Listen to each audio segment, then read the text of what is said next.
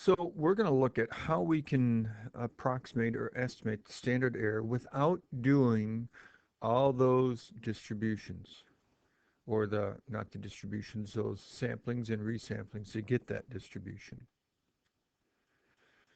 So we'll look at that, and then we'll look at the sample size needed for the central limit theorem and how the central limit theorem applies to our sample proportion. So when we're dealing with a proportion, the standard error for our sample statistic, p hat, is the square root of p times 1 minus p over n, where n is your sample size and p is your population proportion. Now, the larger that the n gets, your sample size, the larger the bottom of the fraction gets, the smaller it makes our standard error. So the bigger the sample size, the less variability that we have. So consider this situation.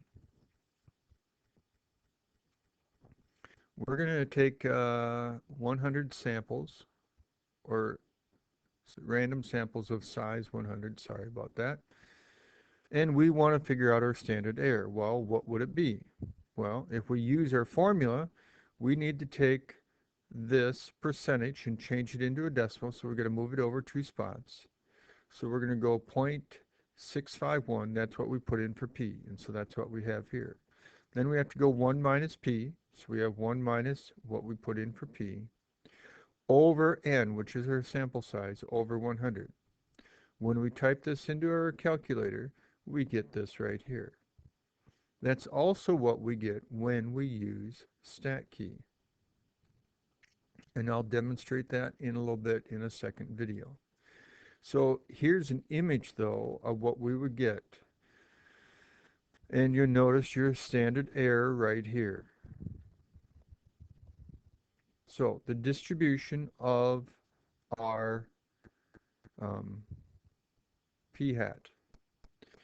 Now, if we just have a sample size of 1, it's either going to be, could be 1 or it could be 0. If we have a sample size of 10, it looks somewhat normal when our p is 0.5. It's got a little bit more of a curve to it and looks even more normal at 30, and 50 still looks normal. 100 still looks normal. But you'll notice as your sample size increases, it's not nearly as wide, and so your standard error gets smaller. If we had 0.7, well, at a sample size of 10, it's not exactly normal. It's still skewed to the left. Sample size of 30, it's somewhat normal, but still a slight skew. And here, as we continue to increase our sample size, you know it gets narrower, so it varies less, and it becomes more and more normal. If we go to the other extreme with p being 0.1, a sample size of 10 is still really skewed. 30 is still skewed. 50 is still a little bit skewed, but not bad. And 100 is pretty much a normal distribution. So if your sample size times p is greater than 1, and your sample size times 1 minus p is also greater than 10, then it'll be approximately normal.